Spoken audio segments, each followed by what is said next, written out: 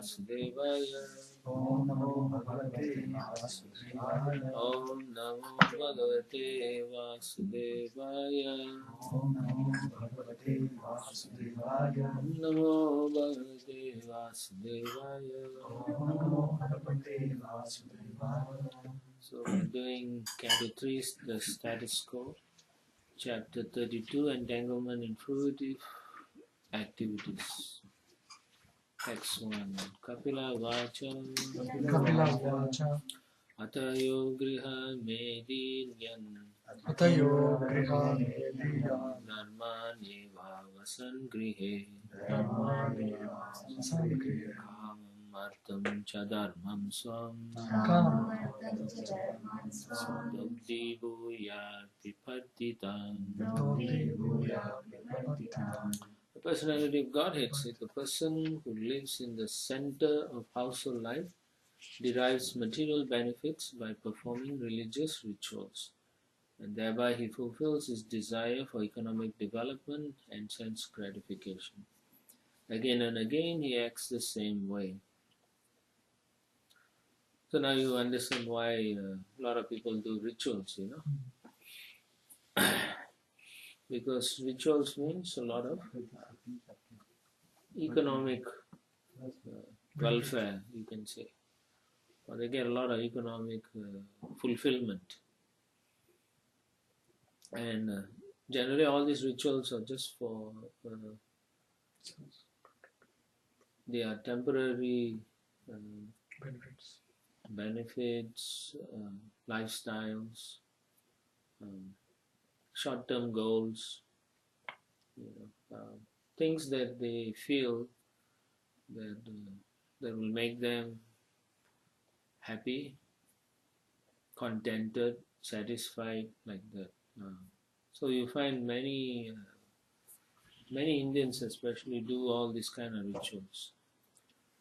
I believe in 50 years ago they were doing different types of rituals. Now it's mainly Sachinandan Vrata. Yeah. That's Satyanarayana. What is that? Satyanarayana, they do that. And Ganesh Puja. I've not seen much Lakshmi Pujas been done.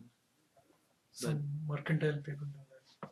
Mercantile people do that. Yeah, but in America at least I see more Ganesh Pujas. Yeah, Gujaratis, they do Lakshmi. Yeah, mercantile, like you say. But Satyanarayana Puja a lot nowadays. So all these are done just so that they can get some material benefits. So there's a difference between benefits for a person who is in the path of self-realization and benefits for people who are in material endeavors. Also, if you had read the Chaitanya Charitamrita, you'll notice that when both Rupa and Sanatana Goswami were not interested anymore in pursuing their careers anymore, they want to give up, they did some rituals, right? They did rituals to clear away all their whatever sinful things, whatever they may have. And it was interesting to read that they did some of these things so that they can take up the pure devotional service like that. So Prabhupada writes that there are two kinds of householders, Griha Medis and Grihastas. Griha Medis means the main goal is to have sense gratification, means generally they're not interested in the goal of life. Right? As long as they are happy with what they have materially, they feel contented. And the Grihastas means their goal is self-realization. It means all of us here pursuing Krishna consciousness, our goal should be self-realization. Yeah, you need some material things, but the main thing behind all the pursuance of this material objective should be to go back to Godhead. So, how effective are these rituals. We see sometimes people get very wealthy, but at the same time we find there are people who are not getting wealthy even though they do rituals, right? So sometimes we wonder why only these people are getting. So it could mean that this whole rituals are not really working. And one is only uh, getting the reactions of their past karma. Yeah. So then those who don't get the ritual fulfillment from the rituals become very depressed nowadays, right? A lot of people are on medical for depression, for so many mental instability. How many people in your office taking all this medication? Sleeping pills. Sleeping pills. Sleeping pills is one of the biggest things in the US actually. Right? You know, I know. a lot of people. With sleeping pills, they don't get sleep. My colleague. Yeah, so this is the other problem. Yeah, she's a lady. She's always anxious. Yeah, so this is happening, and it's because they're pursuing all these things for their happiness, right? America is what the pursuit of happiness. You know? It's a land where you can pursue happiness. When they don't get real happiness, this is what happens: sleeping pills, depression pills, all those things. Now I was just logging on this morning, check my mail. They had another thing. They say there's a pill to get slim now. That's a big problem in the world, right? It's a big problem, pill to get slim. And they do spending money because all these are generating a lot of income for the whole all this multinational corporation, pharmaceutical industries. Anything they can convince the Grihamedis, this is what happens. So you find the Grihamedis are led by all the false promises actually. And as Grihastas means you should be able to understand that the goal is Krishna. So anything else is, one is absolute truth, the other one is false. Temporary but false. So the goal should be permanency. And not temporary things.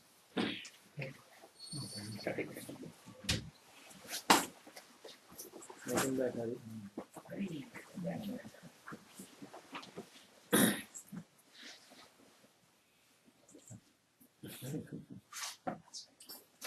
So Prabhupada says, and it's interesting, so some things that you can look at, that for Grihamedis, generally if they do these rituals for sense gratification, they are also pursuing a different lifestyle, and their main goal is hopefully they can, in their next life, they go to heavenly planets. Right? I don't know how many of you in your young lives, before you began to work, you thought about achieving heavenly planets. Or you didn't even bother. We wanted to achieve United States. Yeah. Okay. That's the higher planet. Actually, when I was in school, Prabhu, like 4th standard or 5th standard, I remember, I used to actually scare all my friends, saying I'm Lord Shiva. I used to tell them, if you actually mess around with me, I'm going to open my third eye.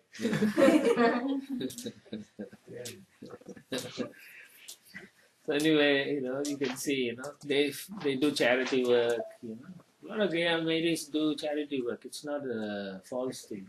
In fact, America is one of the biggest charitable countries. Nobody can compare to America actually.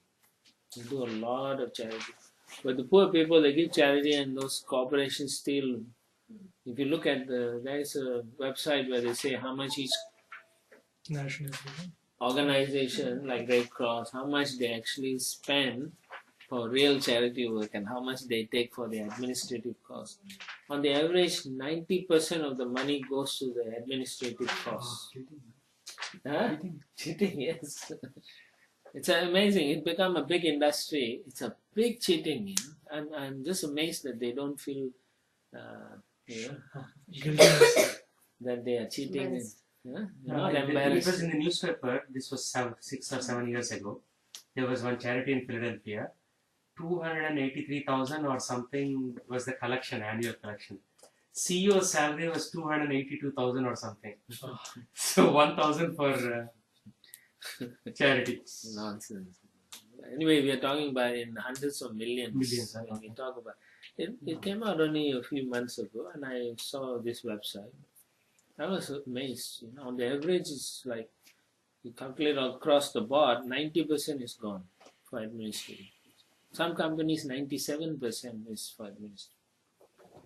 Red Cross is close to 94, 95%. So famous. Yeah, and the CEOs are getting 100 million, 50 million, 30. What they do with so much money, right? Buy some stupid island and then 5 years later sell the island. They don't even use those places. Most of the big mansions that they buy, they sell it off after a few years. And you can't sustain the cost also, right? I just saw like a few weeks ago one big star. They wanted to buy this in LA, some big LA for $1 billion. And they couple want to buy it, but then they were outbid by another game guy. Computer software games. So he outbid them. He paid $1 billion for the house. So the house has its own swimming pool inside, garage inside, and they have lollipops. You go to Whole Foods, they have all the chute where you have all the grains, and then you open and the thing falls through. So they have all the twinkles and M&Ms like that. So it's like one wall full of different color M&Ms like that. Silly reasons. And exactly, so the whole building was huge, but all these stupid amenities. This is their heavenly planet. So Prabhupada then explains this is how Griha Medis are. And he says Grihastas means they live with their family, wife, children, and relatives, but actually they have no attachment for them. What does that mean? Krishna is the center. Okay, but what about their family? No, They see them as part and parcels of Krishna. Huh? See them as parts of Krishna, connected to Krishna. So, okay, it's theoretically you're saying that, but about yourself, how do you then see? You are a practicing devotee. How do you see your husband and your children? Basically, we assist them in their Krishna conscious journey. Yeah, you have to see like that, but do you see? To some extent. To some extent, yeah. So these are some of the things we have to think about. How similarly you may be the only child, and then how do you see your parents? Your parents may not be practicing, but how, as a devotee, how are you going to see them? So these are some of the things you need to think about, because it could mean breaking relationship or making it into a better relationship if you do not understand the real value behind what Krishna consciousness means. The goal, what is your goal then as a parent? What is your goal?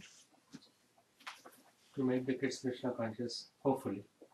Actually, that's not your To goal. practice ourselves so that they'll be inspired to. That should be one of the main goals. You should become self-realized first.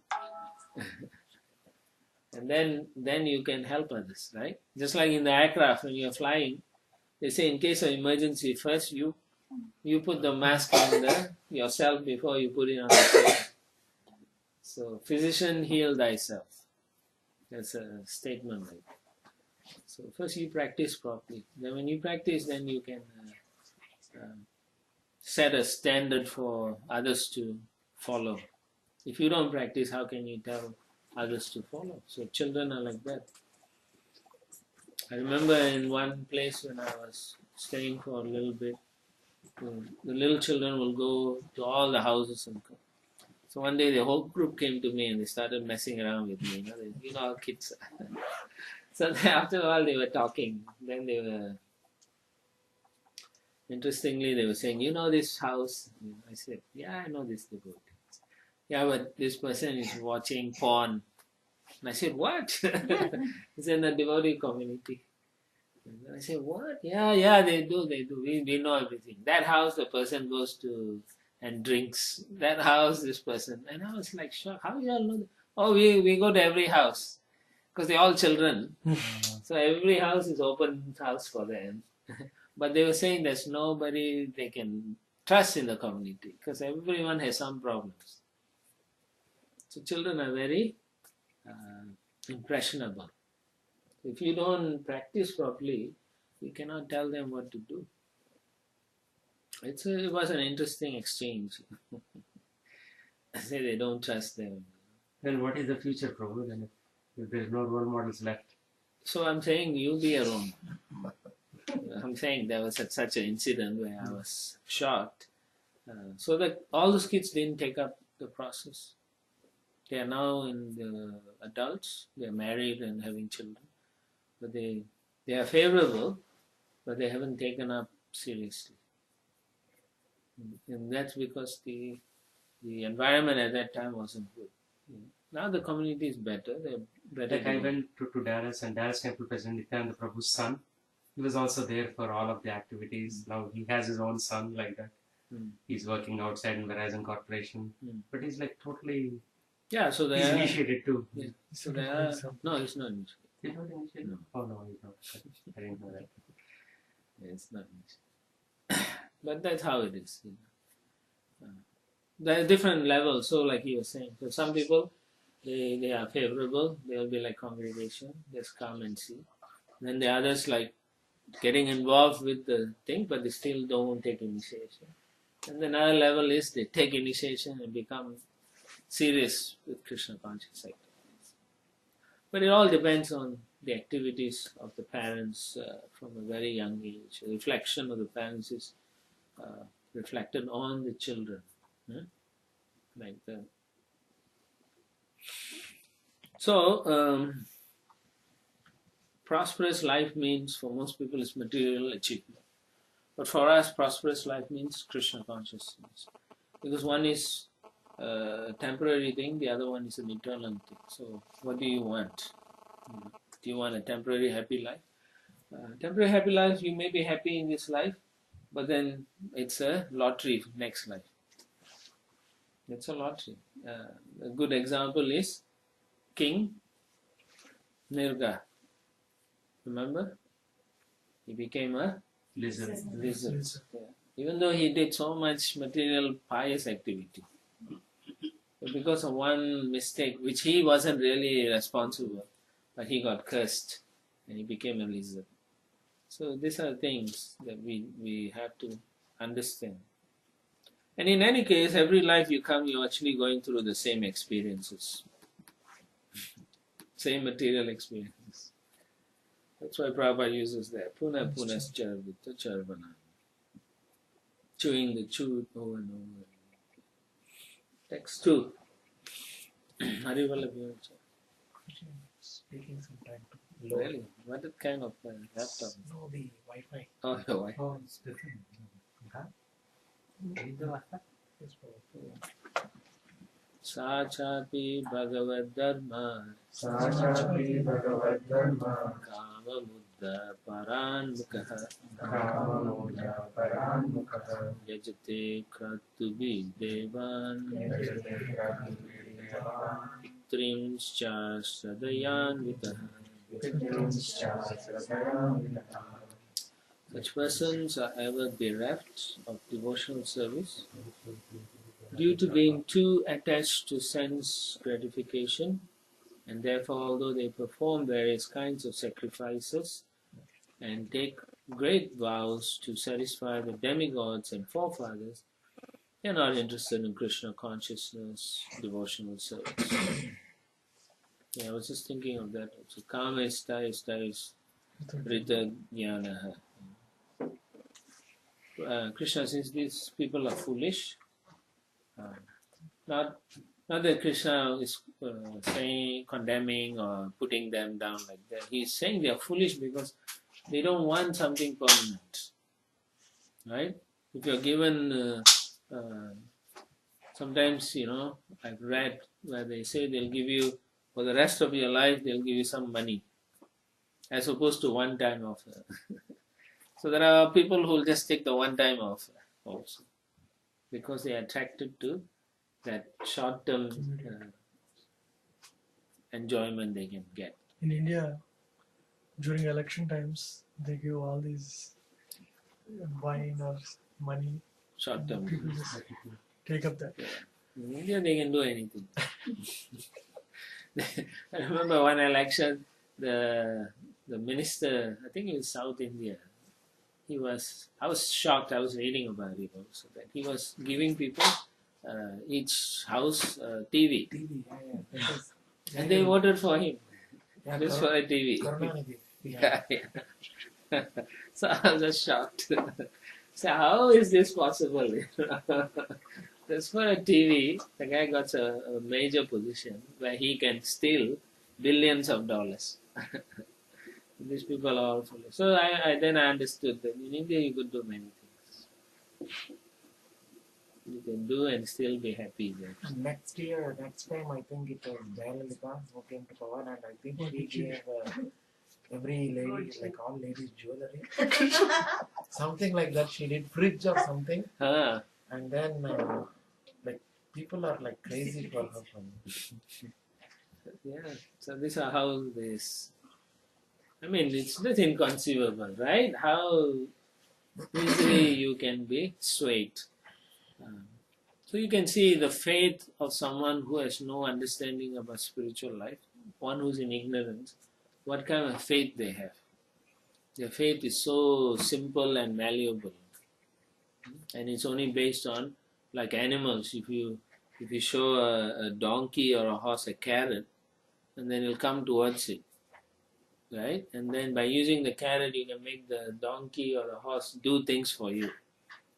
So similarly, these politicians are very intelligent. They seeing all these people as donkeys and asses, and horses. And so if we are part of that, then we must be donkeys and asses and horses, right? So that, and therefore you can see how when Srila Prabhupada talks about this, his compassion comes true. And when he wants people to take up the process seriously so that they don't get cheated in their lives. So in one sense, if you take up demigod worship and so on, you're actually only cheating yourself. And so that kind of mentality, you can say I worship demigods, but there's no difference between, in a sense, in comparative sense, no difference between worshipping a demigod and worshipping a politician. Right? It's about the same thing. They give you some promises and it's only a temporary promise. And sometimes they don't even keep the promise. Right? So is that what we want? So Prabhupada says, and with what Kapila Muni discusses, people do great vows, take great austerities, but what is the value when it's only temporary? One could use the same vows for something more permanent. The whole idea behind Krishna consciousness is you have a permanency where you can be completely happy as opposed to temporary happiness. Right? So therefore, where's the intelligence? Or who is intelligent? You could be materially intelligent, but then what is the value of your material intelligence when at the end of your life you are going to die and whatever you have accumulated is all gone? So what is that value? So it's like that, we have to think carefully. So they do all kinds of rituals, pious activities, And then Prabhupada makes a very interesting statement. Such persons are bereft of Krishna consciousness and are not interested in devotional service to the Lord. This kind of so-called pious and religious man is the result of impersonalism. The impersonalists maintain that the Supreme Absolute Truth has no form, and that one can imagine any form he likes for his benefit and worship in that way. Therefore, the Griha or materialistic men say that they can worship any form of a demigod as worship of the Supreme Lord. Especially amongst the Hindus, those who are meat eaters prefer to worship goddess Kali, because it is prescribed that one can sacrifice a goat before that goddess. They maintain that whether one worships the goddess Kali or the Supreme Personality of Godhead, Vishnu or any demigod, the destination is the same. Prabhupada says this is first class rascaldom, and such people are misled. The reason is they create their own philosophy. Bhagavad Gita does not accept such rascaldom, and it is clearly stated that such methods are meant for persons who have lost their intelligence. The same judgment is confirmed here, and the word kama muddha, meaning one who has lost his senses or is infatuated by the lust of attraction for sense gratification, is used. If you take up devotional service, Sutta Goswami says, Tada rajas tamo bhav kama labodayascha ye. Immediately it goes away. Chitayata anaviddham stitam sattve prasidati. You become very happy if you actually take up devotional service. I mean, it's so amazing, right? They are giving us this. They say you can give up all this material sense gratification. Lust, desires and hankering all goes away if you take up Krishna consciousness. And yet, people want to be misled because they don't have good understanding, no basis, no good association. And the more you associate with people who are after materialism, the more you become materialistic. So when you are working in an environment like this, right, in Microsoft, Hardsoft, Softsoft, whatever software you're doing, right, hardware, software, right? What is the goal of all those activities? Right, to bring up the best of enjoyment. You work so hard. Actually, you can see that how many hours you all are working, and then how much they give you to enjoy. Right? It's not an equal amount of enjoyment. Correct? So the austerities generally Grima is putting in, and the result is not balanced in one sense. Like for these major corporations, each individual contributes $500,000 to the corporation. For what?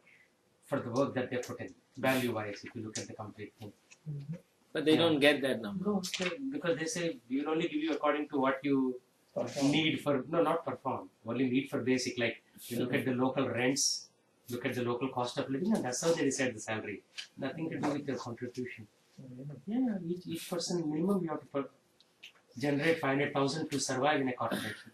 I mean, they are very expert. They have studied the whole system, and then they see how much they want everyone to generate 500,000, so that the CEO can go home with 20 million, 80 million, 100 million. So you only take 100,000, 200,000. Not even 200,000. I'm just saying there are people who take 200,000. The average should be about 100,000. The top 10% of the corporate take 90% of salary. Yes, yeah. So that's how it is. So that's why Prabhupada says this is first class rascaldom. It's all based on impersonalism. Because who else is judging me, right? I am God also. I'm in charge of this corporation. I'm God. So I'm going to charge everybody, and I'm actually, because of me, everyone got job. That's how they talk. Yeah, the Apple actually has that attitude. Okay. Like if you go interview with them and if you get a job, in Apple the attitude they have is they will tell you should think that you are fortunate that you are coming and working for us. That's why many people actually don't do that. Although they buy this iPhone or whatever. No, that is true. It becomes a terrible work environment. But Prabhupada says they prefer this philosophy. Kama Buddha. Kama Buddhas are bereft of Krishna consciousness and devotional service and are infatuated by strong desire for sense gratification. So you should ask yourself, am I like this person? Is this what I am? Right? It should be an introspective kind of search, a journey.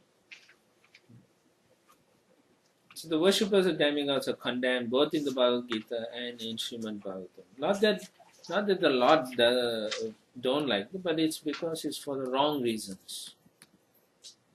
Pursuing all these demigod worship is for the wrong reasons. So your constitutional position is not that. So if you're pursuing that, then you're a fool, and therefore it's condemned. But they are afraid also. Somehow they have sentiment. Like my Prabhu's sister in India, every day she does some puja, some fasting. Even if we tell, Krishna is supreme, just worship him, will give you protection, don't need to. But they are afraid if they don't worship this person. So where does the fear come from? Because of, they lose their problem. Yeah, but why is there the fear? Sense No, it's due to ignorance. Oh. Right? Because of ignorance, we are fearful of certain things. But if they are purified with the transcendental knowledge, then there's no more fear. That's one thing. The second is the lack of faith. The lack of faith in whatever they do also. Therefore, they are worshipping different demigods also. Right? There is 311 trillion, I think, belief. How many? 33 million trillion. 33 Million or trillion? Million. 33 million demigods. So how are you going to be worshipping all of them? Right? If you worship one, the other 32 million will be a bit disappointed. So it doesn't work. The whole idea is you Nityo Nityanana Chaitana Chaitana. There's one person who is actually providing for all the others, and that person is Krishna or Vishnu or Narayana, however you want to address it. So it's like Prabhupada gives the idea of a banyan tree or the tree. You water the root, all the leaves get satisfied. But if you water each leaf, nobody is satisfied. Our process should be like. It's based on faith. To develop faith, you need good association. Text 3. Tashraddhaya krantamatihi Pitradeva vratapuman Gatva Chandrama Samlokam Soha Punarishyati. Such materialistic persons, attracted by sense gratification and devoted to the forefathers and demigods, can be elevated to the moon, where they drink an extract of the Soma plant. They again return to this planet. As Prabhupada writes, moon is one of the biggest destinations. It's like for holidays, the biggest destination for people is Hawaii or Saint Alicia in the down south. So these are biggest thing, or Europe or Switzerland like that. So moon is one of the biggest thing for people to go because there's a lot of somaras plus enjoyment, ability to enjoy, sense enjoyment. And there are different kind of execution of sacrifices. One of them is also Chaturmasya. If you do Chaturmasya perfectly, you can also achieve this ability to go. But we don't do Chaturmasya for that reason, right? We are doing it to please Krishna.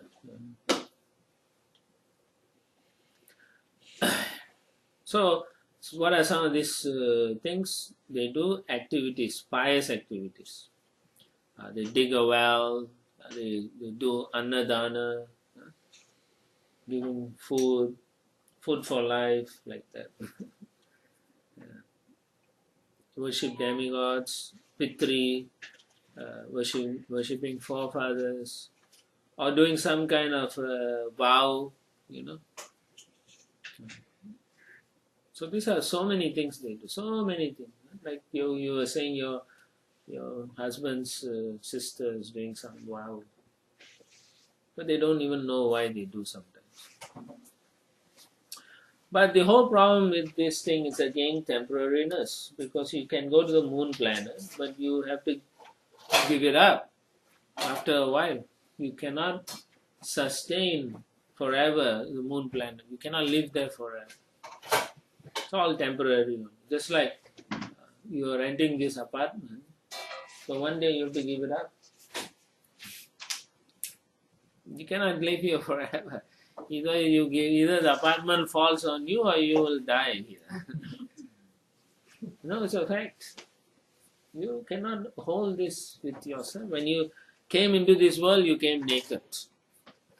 When you die, you will die not only naked, they will burn your body, nothing.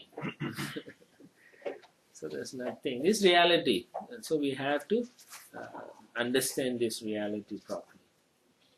So Prabhupada says one cannot remain for a very long time in such circumstances in the moon. So how long one lives in the moon? 10,000 years. Life on the moon is said to last 10,000 years according to the calculation of the demigods. The demigods' time is calculated in such a way that one day, 12 hours, is equal to 6 months on this planet. Anyway, the moon planet here is a different moon from the moon that they landed. Okay, so don't get confused. And even if they land there, they cannot, even if you go to the moon, you will not be able to see because they are in a different dimension. You won't be able to see the moon, moonlings or moon people. Because their body is all different, made of different elements, more subtle elements. Yeah. So there's this, Prabhupada then quotes this verse from the Bhagavad Gita. Shene punya matya lokam vishanti. Once the things are exhausted, they come back to the middle planet or mortal planets, Martya Loka. Martya Loka means planet where you will die also. Okay.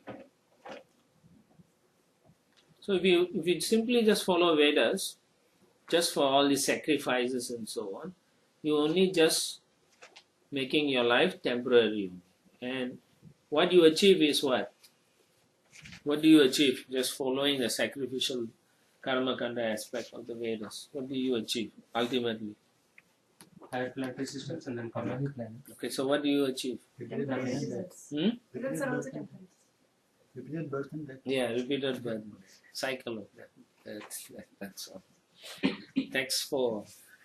Yada chahindra shayyaya Yada chahindra sayyaya sete anantasano harihi sete anantasano harihi tada lokalayam yanti tada lokalayam yanti kayete grihamedinam kayete grihamedinam. All the planets of the materialistic persons, including all the heavenly planets, such as the moon, are vanquished when the Supreme Personality of Godhead, Hari, goes to his bed of serpents, which is known as Ananta Sesha.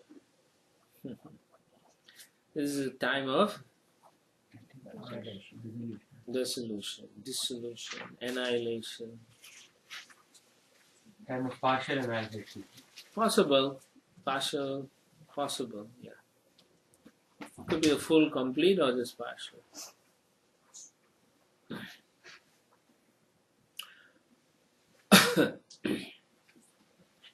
So Prabhupada starts off in the purport. The materially attached are very eager to promote themselves to the heavenly planets such as the moon. There's so many planets like that, different planets for happiness so that you can enjoy in the material universe.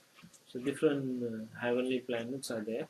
One can go there, and one can get a long life of happiness. But it's not like if you go to the heavenly planets, there's no happiness actually. It's not like that. I mean, there's no distress. There is always distress, even in the heavenly planets. What happens is sometimes the demons will come. The demons are in another planetary system, so they travel. They take their spaceships and they come, and then they cause problems to the demigods. So this is eternally going on. So just like you're thinking there's problems in this society, then you go to heavenly planets, and you're thinking everything's so wonderful. But then the demons will come to harass. So actually there's no peace anywhere in this universe. You can have some extended or glorified happiness or sense gratification. But it is not like that.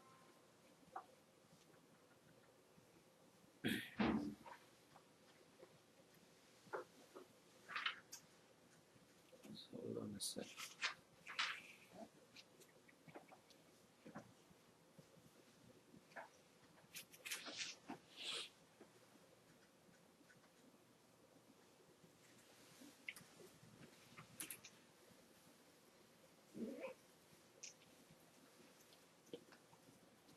Okay.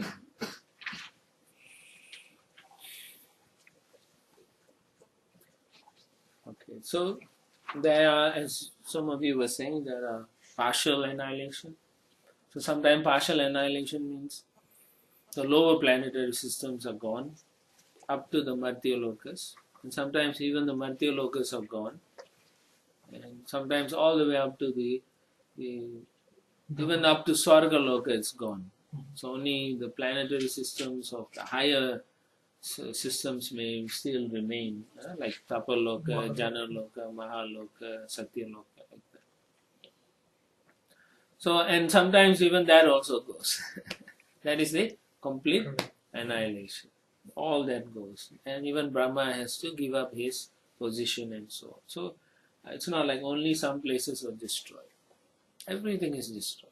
And every time it's destroyed in the partial dissolution, Brahma has to again start the creation again.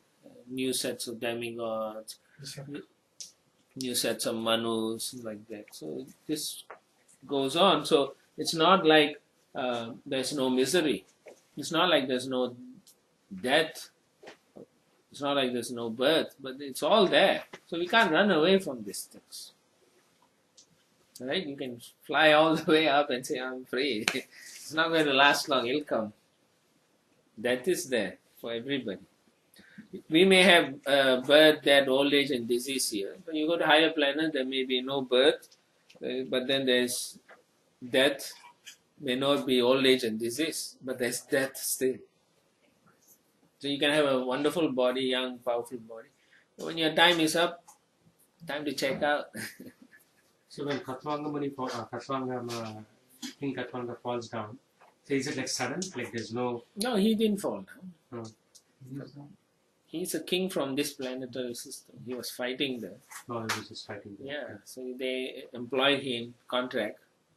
Yeah, so after the contract was over, he didn't renew it, so he came back. So then he only found out he had a few moments of his life, and then he meditated on Narayan and he left back to Godhead. But in his case, he was very smart, intelligent. He did his duty to help the demigods, but then his main concern was how I'm going to go back to the Supreme Personality of Godhead. He wasn't thinking how I'm going to enjoy. Right? When he was told, you've only got a moment to live, then he was thinking how I'm going to please the Lord. For most of us, we'll think, oh, what about my son, my daughter, my property? What about my iPhone? Who's going to use it? My laptop? That's how we think. But he wasn't thinking. He's saying, I have to go back to Krishna. He said, please give me the ability to go back now and meditate. And he was granted that. The demigods were pleased with him. They blessed him. So he was able to please Krishna in that few short time that he had. Very short. So that's the difference. So only in Vaikuntha you don't have any kunta.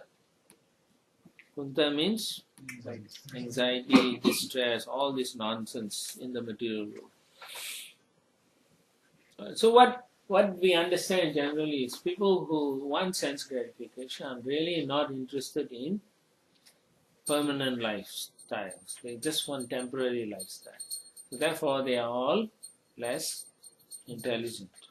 Okay. Alright, then Prabhupada talks about the dissolutions in the second paragraph. One dissolution takes place at the end of the life of Brahma.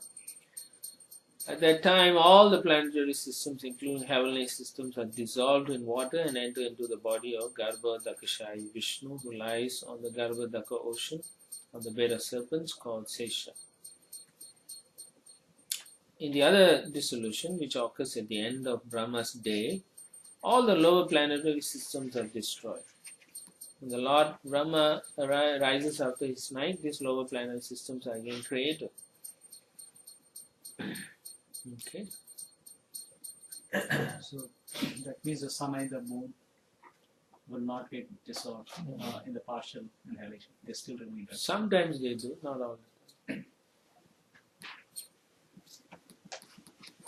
Text 5. ये स्वे धर्मां विद्यन्ति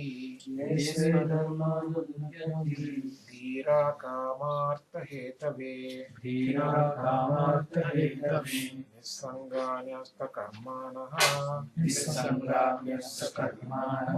प्रशान्ता शुद्धचेतसः Those who are intelligent and are of purified consciousness are completely satisfied in Krishna consciousness. Free from the modes of material nature, they do not act for sense gratification. Rather, since they are situated in their own occupational duties, they act as one is expected to act. So, they do their duties, but they are not doing it for sense enjoyment.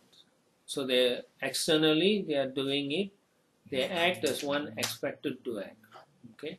But they are not doing it for sense enjoyment. They are doing it as a sense of duty. Yes. So that's the difference between a person who is karma kandi as opposed to a devotee.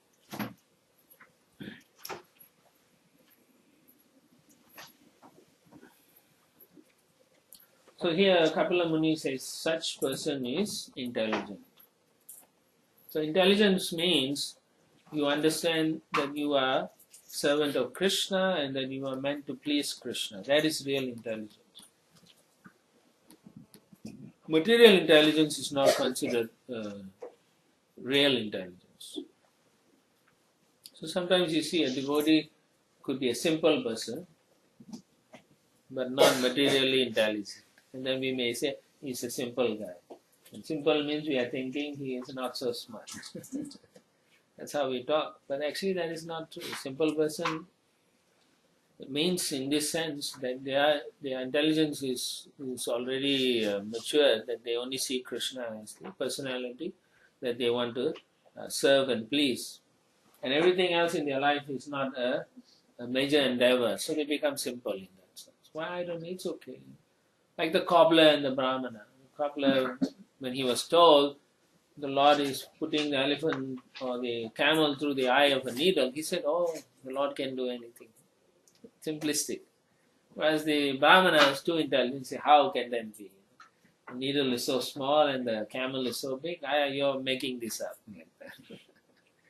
So that's a simplistic way of looking at it. That's a good understanding. So generally duties means you do it for necessity, not for sense enjoyment. Okay, I need to do my work so I can pay the rent. Not like I have to do the work so that I can enjoy my life. That's a difference. The whole thing is different. Concept is different. Right? When you ask people why you need so much money, they'll give you answers that are based for sense enjoyment. Generally, that's what it is. Very few people say, well, I have to support my family, my wife, I'm paying mortgage. Then you know they have little bit more intelligence than the sense enjoyers. Little bit more pious. Because they see all these issues in their life. Whereas the sense enjoyer won't see any problems. They only see enjoyment. So you can ask yourself where you fall in. Where am I? Enjoyer or a sufferer or what? So some people want to suffer all their lives also. And that is a form of enjoyment for them. Right? They want to work hard and, if they don't work hard, they go crazy. Right? They will check themselves in a hospital.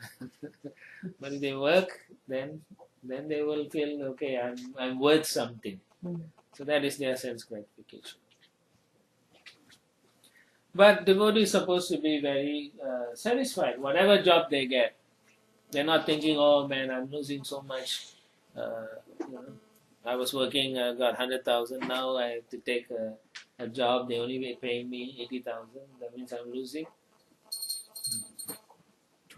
20,000 a year. So if you're calculating like this, you are actually a sense enjoyer, materially motivated. Devotees are supposed to be satisfied. Oh, I'm still happy that Krishna has given me some job. The job I can now pay the bills and continue to do my devotional service peacefully. I don't have to worry about all this bills and so on. So the devotees, they will encourage their children, okay, work hard, study hard. I will help you pay your college fees. But they're not interested in, no, you have to be this, I want you to be the President of the United States, like that. Not that kind of thing. They're not interested. As long as you do, and as long as you please Krishna, they won't force, yeah. So, but even in devotees, this tendency to increase material things exists. Yeah, like there was somebody who was telling an example when I went to Vrindavan. So one of the devotees got his daughter married, spending 1 crore rupees, and that was the talk of the town, Vrindavan town, at that point. But it's not necessary. Not necessary. Yeah. But why do it? Devotees are also doing this competition game. Why? Huh? Why? Why would you want to do that? Huh? Not purified enough. Exactly. Not purified enough. Still the same material. Yeah, that means you are not really a devotee. That's a title. We should learn what not to do. Seeing this. Yeah, you're not really a devotee of a high standing. You may be a prakrita bhakta. We study that. You are a bhakta, sure, but then you are more materially motivated. So you are a low grade devotee. There are high grade and low grades. Right? In life also, materially also, there's some people are very highly materially motivated, some are less material. So for Grihasthas, should we have like a meter, like every decision, okay, is this... No, you should know your own meter, right? Like, we can't have a standard meter. You should know what you require for your family maintenance. Right? You can't compare one Grihastha looking at another Grihastha and say, it doesn't work like that. According to your karma, you will have certain amount that's going to come to you in any case. And according to another Grihastha, he's going to get his karma. But if you're both devotees, you can't compare your notes like that. Right? You can say, okay, I have a beautiful wife, you got an ugly one. You can't do that. Huh? I'm good here. Yeah, you can't do that. It doesn't work like that. It's completely material again. Yeah, so then you are not doing Krishna's desires. You're doing what you want. What is your achievable and non-achievable? It's ridiculous. You compare notes like, oh, my children went to this school, yours went to lousy school. So what? According to the karma of the kids and the desire, you should be satisfied they are alive and and breathing and they are not diseased, and they maybe if they but my children are chanting, your children are not chanting. That's Should be like that. Comparisons, you can't compare. Like circumstances vary for every individual. We should. Intelligent means you have to understand. Yes, his situation is different. Therefore, he is pursuing Krishna consciousness the way he can. That's a broad understanding. Should be Mahatma, not Duratma. It's very narrow-minded understanding. Can't be like that. So should be satisfied. You should be satisfied with what you have. Why are you getting unsatisfied, dissatisfied with another person's? If the person is not Krishna conscious, then you can get dissatisfied or unhappy or feeling sorry for them. That is okay. Prabhu, kids' intelligence, does it come from their parents or according to their karma? Well, it is, if you look at materially, they will say it's from the parents. But if you look at spiritually or karmically, all of you with that kind of intelligence will get together. So you will only attract those kind of children. It's your karma. In one sense, yes. Yeah. But if you are a devotee, then you get devotee children, right? Krishna can change. Right? If you are a devotee and if you are wanting to conceive children and you are only wanting a devotee children, then the children will be devotional. They may not be materially smart, and then you may think, oh, I have a dull Jada Bharat. Not interested in material. Yeah, it's possible, right? If you were, that's what you may have prayed to Krishna, and then you got one, and then you're complaining all the time. So you should be happy, is devotee. Yeah, satisfied that my child is alive, no disease, and be Krishna conscious. That is the basic. And then they can at least survive in the material world. That is what you have to give your children. No, honestly, that is what you should think. If you're going to think, like I said, some CEO of this company or Prime Minister or President of the United States, then it's finished. Then you suffer and they suffer. Because you will always harass them. Right? And it will come back. Huh? And it will come back. You harass them from the time they are born, do this, do that. Huh? Study. Become a lawyer, then you can go to the Senate, and then you can take up political science and become a big person like that. Thank you. So, sense enjoyment will always be anxiety. You push your children for the wrong reasons, it's going to come back as an anxiety. Because your goals is you want your child to be in a certain way, right? But it's not going to happen, then you will be in anxiety, distress. And then the child will be also in distress. So all parties are very happy. I think even amongst devotees, kids are already brainwashed. Like I recently asked some kids, what do you want to become? Somebody said pediatrician, somebody said cardiologist. Yeah, all highly paid positions, they're already programming themselves. But this is coming from your Indian culture.